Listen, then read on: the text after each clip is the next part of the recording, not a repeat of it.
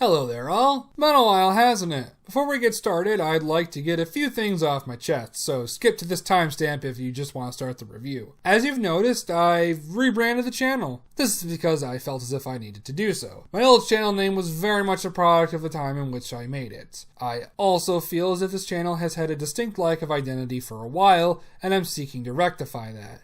From now on, I'll mainly be focusing on media, primarily movies and TV, as well as video games once I get the proper equipment. Hopefully that will be sooner rather than later, but we'll see. Second is that I've been disappointed with some of my recent work, especially my She-Ra video. While I don't regret making it, I certainly am not proud of it. My script was rushed and my audio was pretty bad. Honestly, I should expect better from myself, and you guys quite frankly deserve better from me. Hence why I'm working on a more extensive breakdown of the show.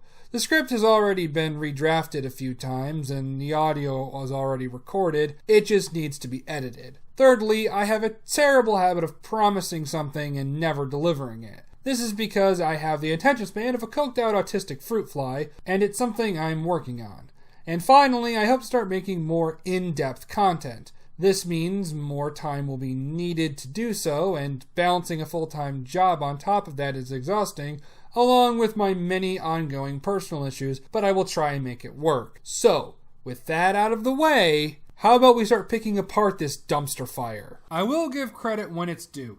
The Stan Lee tribute was a nice touch. He certainly deserved it for all he's done, and it puts a smile on my face. However, my compliments from now on will either be few or non-existent. Our story begins with our main character having a dream and waking up on Hala, the Kree homeworld. This is Veers/Carol. For reasons that will be made clear later on, I will be calling her Prop, because Plank has already been taken. Prop goes to wake Jude Law, and no, I can't be fucked to remember the character's name, and Prop can't sleep, so she and Jude Law decide to spar. I will say that the conversation they have while sparring does imply that they have a close relationship and have mutual respect for each other. Of course, the movie decides to fuck it up, but we'll get to that. Jude Law tells her that she needs to control her emotions as they can lead to mistakes in battle. Something that he proves very easily by taking advantage of. Prop then blasts him after she gets decked in the face. One would think from this sequence that Prop is someone who thinks with her heart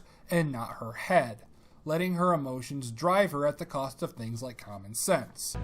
Stop using this, start using this.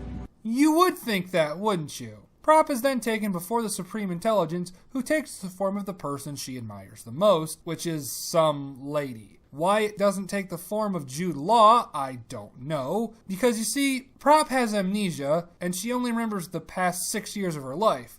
Of those 6 years, we can assume that Jude Law is a very important person, so why it doesn't take his form is very questionable. And from what we learn later on, makes no sense. Speaking of making no sense, why would the Intelligence tell Prop what she already knows when it comes to the Skrulls? I understand this is for the audience, but in-universe it's very bizarre why it would be doing this, and from a writing standpoint, it's clunky and lazy. All that's missing is for the Intelligence to say, as you know. Prop is sent on a mission to rescue one of their operatives, and we get to see her team. Who are these people to her? Have they gone on missions before? Are they friends?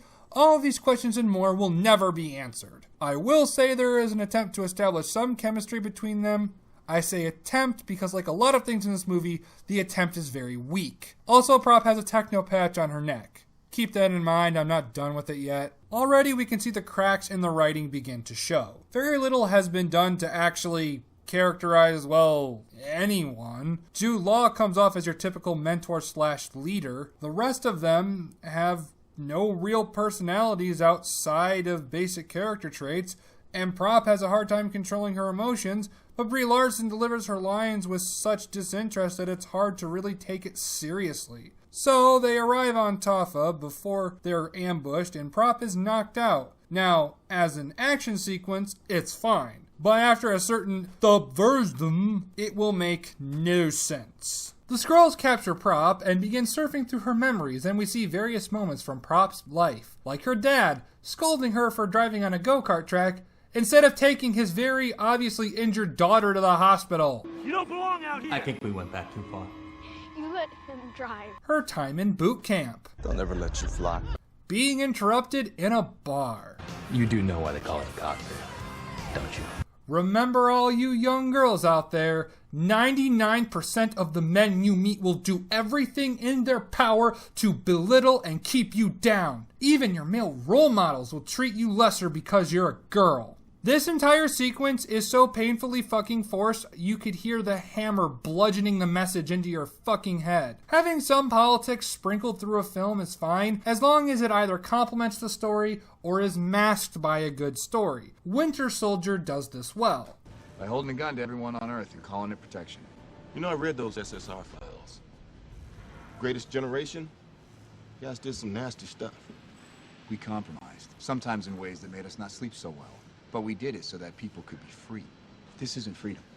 This is fear. This, on the other hand, is the exact opposite.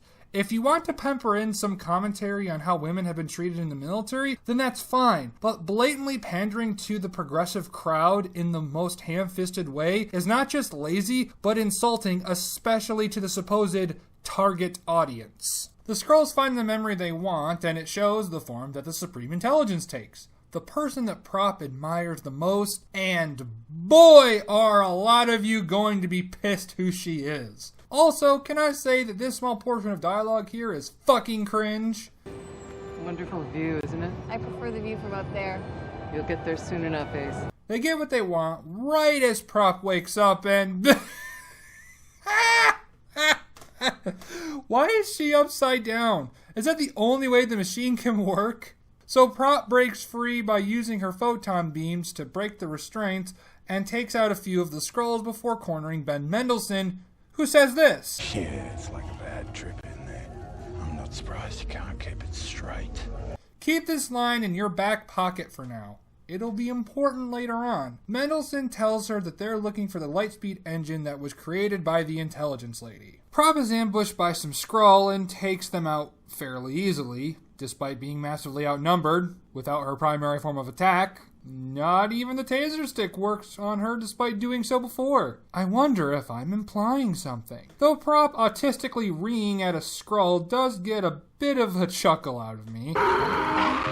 Prop then blasts her cuffs off, which then blasts a hole in the ship. She manages to not get sucked out, find her boots because women need footwear to survive, and then jacks an escape pod.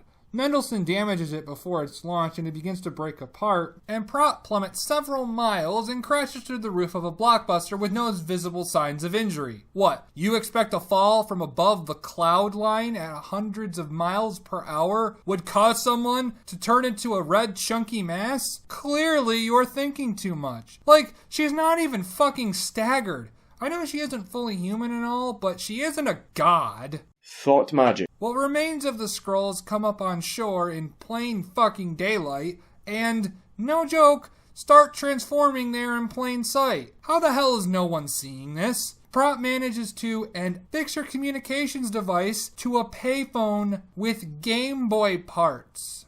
And it works. I'm sorry, how? How does mid-90s Earth tech manage to integrate with technology from a far more advanced alien race? What crusty tube sock wrote this garbage? Prop is then confronted by a young Nick Fury and they have, I guess, what could be considered banter? Witness says she was dressed for laser tag. Oh. Yeah, I think she went that way.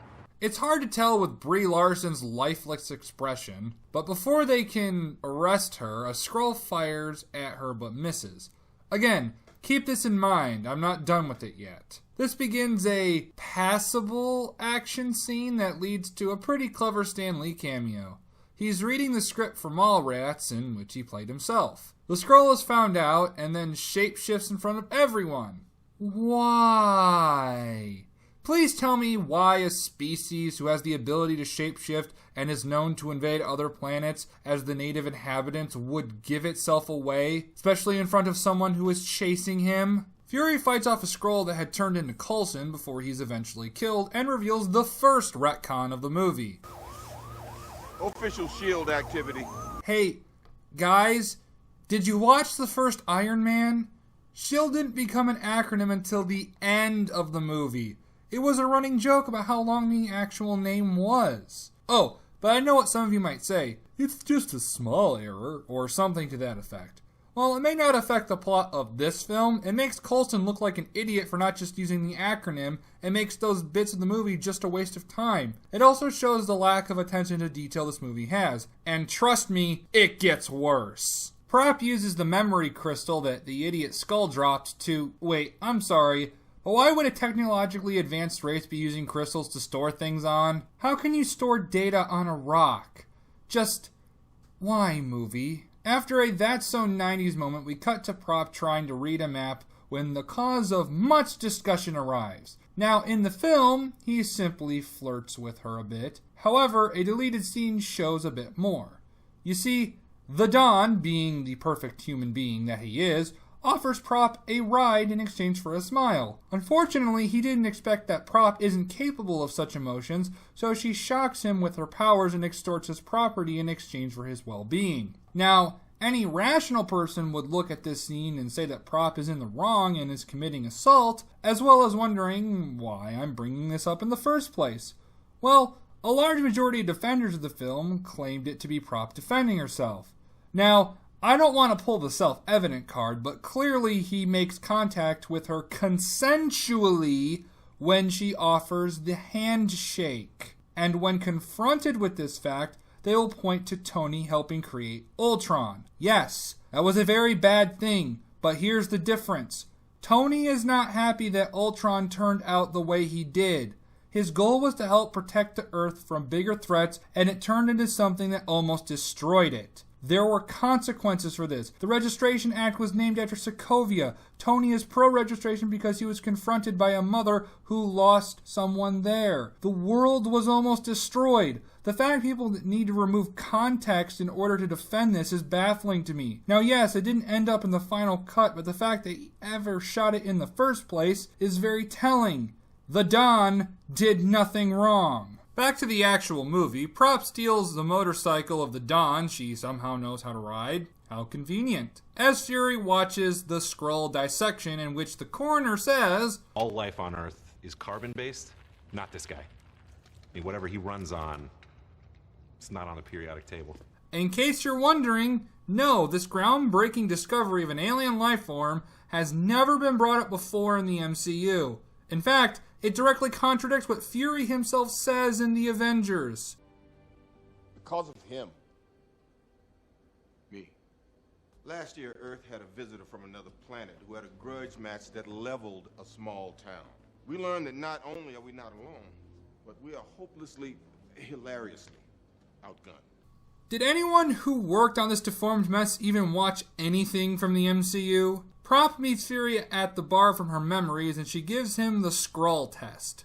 Basically, Skrulls can only attain recent memories, so sharing something that happened months, if not years ago, would help them pass. Sounds simple enough. However, Prop doesn't know anything that Fury is listing off. Her current memory is only 6 years old, and even if it wasn't, and she knew all the states he was listing off, she still wouldn't know that he was telling the truth. And when Fury asks Prop to prove she's not a Skrull, she just blasts the jukebox and tells him that Skrulls can't do that. How that proves anything to someone who has only learned about alien life in the past few hours, I don't know, but hey, writing is hard. Fury takes Prop to the Pegasus base to get to the record room, and they're confronted by the same cat that Intelligence Lady had. Why this cat is still here, I don't know, but he is important to the plot. I'm not joking. This cat does have an effect on the plot, and his name is Goose. How dare you try and reference Top Gun? This movie isn't anywhere near the level of epic gayness that Top Gun has. They reach the record room and find the prints for the Lightspeed engine and Intelligence Lady's notebook filled with Kree glyphs. She is, in fact, Kree. Fury manages to find the name and address of Prop's best friend in a redacted file. I don't think that's how that works. Wilson was an undercover Kree operative named Marvell.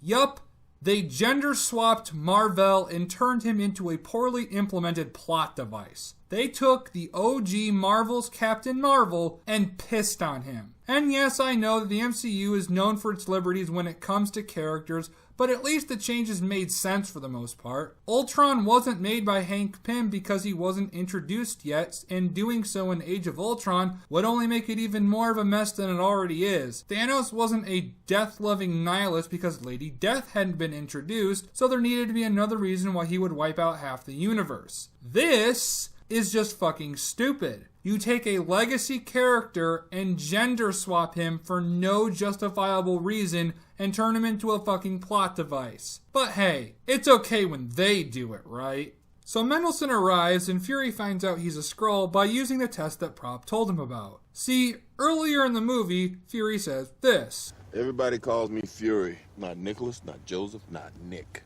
And Mendelsohn calls him Nicholas. So he comes up with a lie and figures it out. It's a nice little bit is all I'm saying. Prop and Fury escape in what I assume is an experimental jet and head to her friend's house.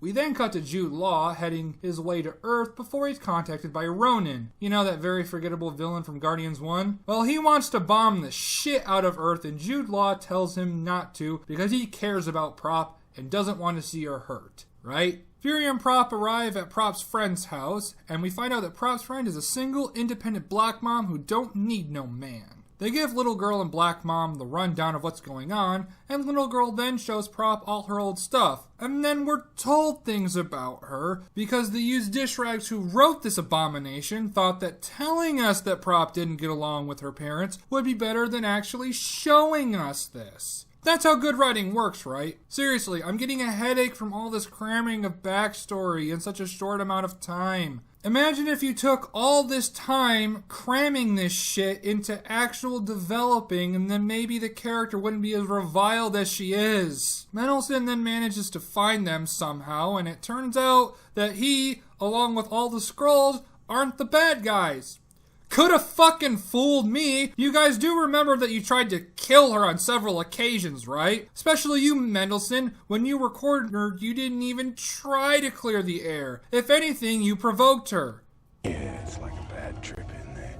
I'm not surprised you can't keep it straight. Who wrote this pile of used condoms? Turns out that Mendelsohn has the black box from Prop's flight with Double Standard before she was killed. I assume he got it when he took the form of Fury's boss, and it turns out that the Kree were the bad guys all along. Don't you just love it when your expectations get subverted in the most retarded of ways? We spent more time portraying the Skrulls as clear-cut villains, while the Kree are just there in the background doing fuck all until the plot needs them to show up.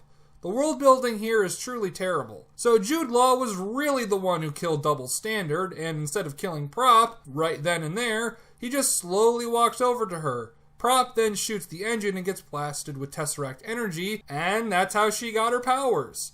I'm sorry, but how was she not instantly vaporized by it? Remember when Hydra used Tesseract energy to create powerful weapons? Or if we're just going to forget about that, then how is it her insides aren't liquid from the sheer blast? Or how about the fact she didn't get torn to pieces by the shrapnel? And no one tell me I'm thinking too much about this when in the first Iron Man took these things into account. It can't be this hard to write something that makes sense. And instead of either just leaving her there or killing her, Jude Law just decides to take her back with him to Hala. Because we wouldn't have a plot, I guess, if he didn't. Prop is obviously devastated by this revelation that the man she trusted and called friend and mentor is the reason why she's lost her past life on Earth. The conflict of emotions she must be feeling should be tearing her apart on the inside.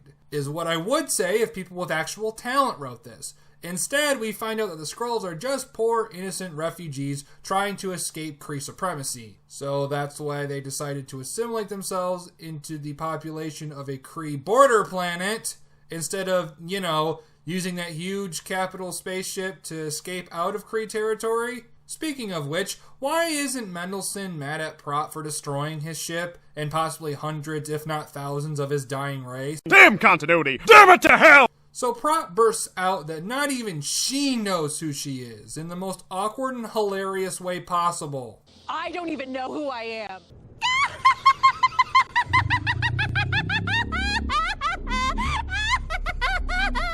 Was Brie Larson given no direction, or did the directors just not care? Black Mom then says, My best friend, who supported me as a mother, and a pilot when no one else did. You were smart and funny and a huge pain in the ass. And you were the most powerful person I knew. No joke, this horrible sequence of constant cramming of character attributes made me audibly cringe. Like, I cringed so much, my neck popped so loud that I was shushed. It really speaks volumes as to how horrible your main character is written, if it's necessary to do this. And that's all it takes for her to get over the fact that everything she's known is a lie. Remember when character writing in these movies was good? You were only late. We discovered that your energy signature matched Marvel's core. How? Did you just wait there on Tafa until you picked it up? Or was this just one massive convenience? It can't be the former because he had no idea if there even would be a person with Tesseract energy emitting from their body. So basically, out of all the Kree that could have been sent, Prop just so happened to be a part of the team that was sent, and she just so happened to be the exact person you needed to find Double Standard's lab. For all you know, she could have been an Asgardian that had a similar situation happen to her. It makes sense if you don't think about it. As it turns out, the lab is actually a ship in orbit, and both Black Mom and Prop figure it out, whilst the science specialist apparently couldn't. I'll let you decide why I brought that up. And the science guy can apparently prepare a jet designed for air travel for fucking space travel overnight using what I assume are human tools and maybe some alien tech. Did he just have some lying around? And I'm sorry, but something tells me that the augmenting of a jet to fly in space overnight can't be done even with the resources necessary. Please, film, find better ways to make these plot conveniences not hurt as much. Prop offers Black Mom to go into space with her, but she declines because she is a responsible parent, but caves in when the little girl pressures her into it. Because what example would she be setting for her young daughter if she just sat on the couch and watched Fresh Prince with her? And a better example would be leaving her very young daughter to do an incredibly dangerous mission going up against a much more well-equipped enemy with more advanced technology and heading on a ship that was rednecked overnight for space travel. I don't know what to add other than I'm positive they used the first draft of this script. Prop tries to have an emotional moment with little girl, but being a creature who can only imitate emotion, it comes off very cringy. So Jude Law comes to Earth and meets Prop, but it's not really Prop, but the Science Scroll. And I'm sorry, but why would you not just shoot Jude Law the minute he walked in? That way he wouldn't call Ronan and you'd be down an enemy. And then Science Scroll says to Jude Law that it's too late, and now he knows that Prop knows the truth and calls Ronan. Good job, Cabbage Patch. They decloak Double Standard's ship and enter it, finding the Tesseract. Wait, what? The fucking Tesseract has been here for 6 years? Why the fuck would S.H.I.E.L.D. allow Double Standard to use this item of infinite energy that once powered super weapons and that Cap sacrificed his life for without any supervision or bringing it back? You want me to believe that they would be so careless to let just anyone have free reign with it? Hydra used this thing to power a bomber that almost won World War II. Why is Fury of all people not flipping out about this thing going missing for so long? Whoever wrote this should be goddamned ashamed of themselves. So Mendelsohn finds what remains of his people, and I guess we're supposed to feel something, but I'm more distracted by the fact that these people are even still alive. How have they been surviving here for 6 years? Why the hell wouldn't they have left? Better to take your chances out there than to sit in a ship and die while going ever more insane. Especially since you have a light speed engine which apparently is better than the jump points. Mendelsohn could have come back to a ship full of rotting corpses or the emaciated husks of his family, but they're all fine. How fucking convenient. So Jude Law just walks right into the room. Apparently they didn't recloak the ship or take any precautions whatsoever just in case this very thing might happen. I also just love how our expectations have been so thoroughly subverted that Jude Law and the other Kree are just evil now. Were the others lied to like Prop? Was Jude Law lied to? Do they know? Do they care? Was anything in this script fucking redrafted? Jude Law then knocks out Prop and hooks her up to the Supreme Intelligence right there in the ship because killing her right there or taking her to Hala for memory reconstruction would end the movie and completely bork the plot of the first Avengers. They could end end this right here by killing the Skrulls, Prop, Black Mom, and Fury, while also taking Double Standard's lab that has the Lightspeed engine, or at least the plans to build one, as well as the fucking Tesseract. A sign of bad writing is when the only way for the plot to move forward is for your characters to act retarded. This entire talk with the lack of intelligence boils down to, we won, you suck, nah, nah, nah, nah, nah. Prop tries to fight back, but is no match for no intelligence until she remembers getting back up after falling down, and Prop proclaims that she is Carol with all the emotion of wood. My name is Carol. My name is Carol. The Zero Intelligence then blasts Prop with a beam of energy, and then it just all falls apart when you realize that this is all happening inside Prop's mind. And then it just makes you laugh at how stupid it looks. But this somehow begins to mess with the ship's power. Shut up, it makes sense. What doesn't make sense is when Prop takes off the power-limiting neck patch in her mind, it breaks off in real life, which implies that it only works if Prop thinks it works. That just makes no fucking sense. Somebody was paid actual US currency to write this. Yet another person was paid to look this over and give the thumbs up. Multiple people were paid real money that can be exchanged for various goods and services to put this into the film and then release it. This is, without any exaggeration or hyperbole, the most retarded thing in the entire MCU. Everyone involved with this needs to be fired and blacklisted from ever working on any piece of media ever again. Prop then becomes all powerful.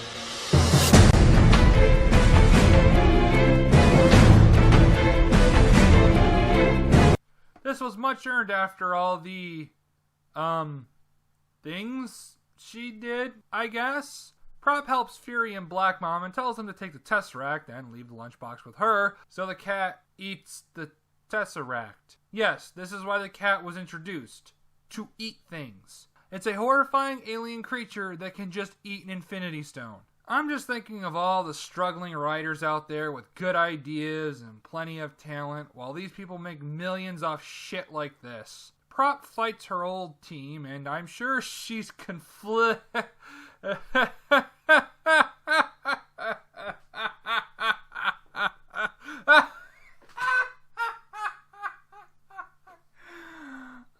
No, she blows through all of them with no effort.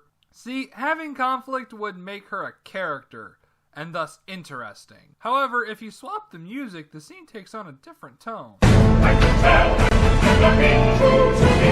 I can smell that you're acting so weird for me. I wonder if I'm setting something up here. Oh, and Goose saves Fury and Black Mom's lives by eating these men whole. You know, you guys would still all be alive if you just shot them, right? Instead of just slowly walking towards them. Jude Law manages to actually get a good hit on Prop as Mendelsohn, having taken on a Kree form, kills all the red shirts, and then gets everyone onto the ship. Jude Law looks to have Prop in the corner, but she just breaks free with little effort. Nail-biting stuff here. Thought magic. Black Mom and Blue Lady get into a dogfight as Jude Law escapes with Prop clinging to his escape pod, and she can withstand re-entry heat. I mean, it can only reach up to 3,000 degrees, but the fuck do I know? Jude Law knocks her off, and it looks like she might fall to her death. Unless you remember, she walked away from a similar fall earlier in the film. I don't see why that matters now, but hey, I'm not the writer, so what the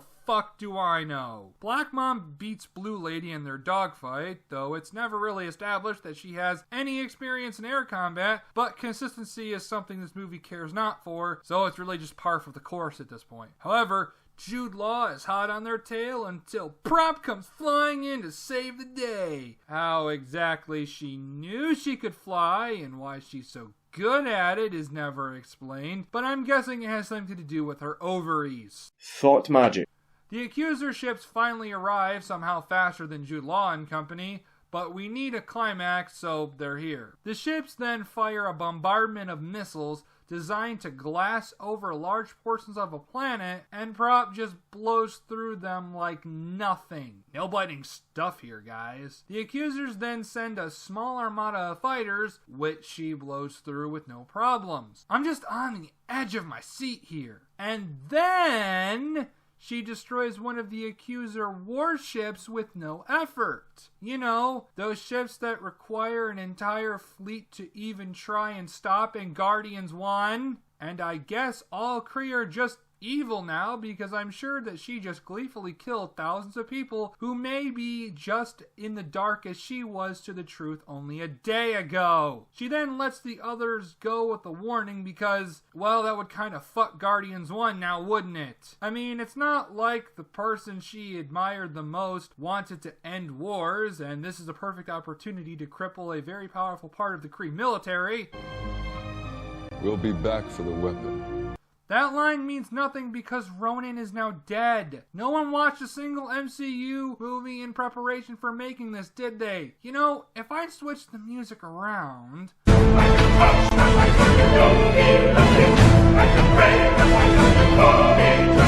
Prop goes to confront Jude Law, who for some reason hasn't ran away yet, despite having time to do so, but I've given up trying to make sense at this point. He then approaches, drawing his weapons as he does so, knowing he stands no chance against this savage, merciless god. He then tries to egg her on into one-on-one combat, but just gets blasted. Prop then says, I have nothing to prove to you. You didn't beat him in hand-to-hand, you used your powers like in the beginning of the film. Really showed him, I guess. I also love how they subverted the usual final showdown by swelling the music and then just having Jude Law try to weasel out of it. Remember when subverting expectations was the result of good writing and not a replacement? Then again, we just saw Prop blow through missiles and made the accusers flee, so having Jude Law try and take her on would probably have the audience rally behind him because Prop is the obstacle to overcome now. She offers a hand to him, but instead of helping him, she drags him through the dirt, symbolic of what the movie has done to the continuity of the MCU, and uses her photon beams to fix and power the escape pod, I guess. That's not how that works, movie. However, before she does so, she gives Jude Law a message to take back. Tell the Supreme Intelligence that I'm coming to end it. The war, the lies, all of it. She will become the new authoritarian of the Kree. All those who exhibit wrongthink will be shipped off to the labor camps. Hail, big sister! Fury then gets his eye scratched out by Goose. Yep, that's how he lost his eye. We'll get into that later. With all things said and done, Prop gives Fury a galactic paper to use if she needs him. Again, we'll get into that later. She then leaves with the Skrulls and can not only breathe in space now, but can now travel at the speed of light. And finish. Holy shit, this was bad. When it's not fucking the continuity of the MCU, it's fucking its own continuity. The Skrulls do everything they can to kill Prop, except they're actually innocent refugees trying to escape Kree supremacy. Thor was the first time that humanity encountered alien life, except not really, because Fury encountered two separate species and examined the autopsy of one that took the form of his partner. Mendelsohn acts transparently evil until the plot needs him to be sympathetic. Despite having access to a superior method of space travel in the jump points, they act like the light speed travel is somehow better than opening holes in space-time that allows for near instantaneous travel over long distances. Fury had a pager that could call a godlike entity to help with global emergencies that we've seen play out through the films, but didn't use this incredibly helpful thing. Speaking of Fury, this film has made what was once an intelligent and cool character that always had a method to his madness into a complete and utter joke. Not because he's portrayed as more trusting and laid back in his younger days. That's fine. That's understandable. That's what's to be expected here. It's what the film has done to the Nick Fury we know from the previous film. Remember this line from Winter Soldier? Last time I trusted someone, I lost an eye. Here, the loss of his eye implies that this was the catalyst of him becoming the paranoid and untrusting individual that we know. This moment is now ruined because an alien cat that he was baby talking scratched it and they played it off as a joke. This line is now recontextualized as Fury feeling betrayed by a fucking cat, and being one reason as to why he became the person that he is. In one scene, this movie has made Nick motherfucking Fury look petty and pathetic. Oh, but that's not the only thing it's done to him. He is now a complete and utter fucking moron. He's had this pager for 24 fucking years and never once used it when it was called for. Didn't use it when there was a mass alien invasion. Didn't use it when Malekith was wreaking havoc and trying to plunge the world into eternal darkness. Didn't use it when Ultron almost succeeded in creating the 6th mass extinction. Didn't use it when the Avengers split up, and didn't use it when there was a giant donut landing in New York. He only used it when he saw people disintegrating and a helicopter crashing into a building. In terms of the other characters, it's sad when the cat is the most memorable one, and his only contribution was to eat things. The villains are easily the stupidest in the MCU. They don't completely erase Prop's memories and replace them entirely. They only change a few things here and there. When they have her at their mercy, instead of killing her or taking her to Hala, they send her to the Supreme Retard via Wi-Fi who just mocks her. The Skrulls are only notable in the fact that they contradict each other for the reasons I've stated earlier. Black Mom is just there to exposit Prop's character traits, and Double Standard is just a plot device. Which brings us to Prop herself. There's a reason why I call her Prop, because she isn't a character, but a hollowed out puppet to parade around as a sign of how